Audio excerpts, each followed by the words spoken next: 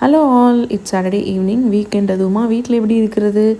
Never. So ஃபேமிலியாக வெளியில் கிளம்பலாம், இஷ்கான் போகலான்னு சொல்லிட்டு கிளம்பிட்டோம். பட் கொஞ்சம் ஏர்லியாக கிளம்புனனால பக்கத்தில் இருக்கிற அக்கரை பீச்சில் போய் கொஞ்ச நேரம் டைம் ஸ்பெண்ட் பண்ணோம். பட் போய் கொஞ்ச நேரத்துலேயே சனாக்கு வந்து யாரோ சாப்பிட்டு மண்ணுக்குள்ளே போட்டு வச்சுருந்த ஸ்ப்ரிங் பொட்டேட்டோட குச்சி காலில் குத்தி பயங்கரமாக வந்து ரத்தம் வந்துருச்சு. அவள் ரொம்ப டல்லாயிட்டா.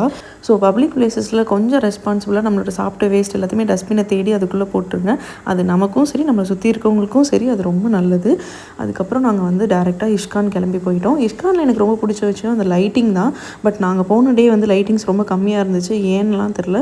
ரீசெண்டாக இப்போக்குள்ளே போகல, அதனால சேஞ்சஸ் எதுவும் பண்ணியிருக்காங்களான்னு தெரியல. பட் எப்போ போயிட்டு வந்தாலுமே ரொம்ப பீஸ்ஃபுல்லாக இருக்கும் மைண்டு.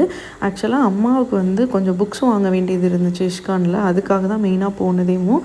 யூஸ்வலாக 6:45 to 7:15 வரைக்கும் சந்தியா தரிசனம் டைமு. அந்த டைமில் வந்து அவங்க பஜனெல்லாம் பாடி அதுக்கப்புறம் ஓப்பனிங் பண்ணி ஆரத்திலாம் காமிப்பாங்க. ஸோ அது கொஞ்சம் நல்லாயிருக்கும் பார்த்துட்டு. அதுக்கப்புறமா வந்து அம்மாவுக்கு தேவையான புக்ஸ் எல்லாத்தையுமே பர்ச்சேஸ் பண்ணோம்.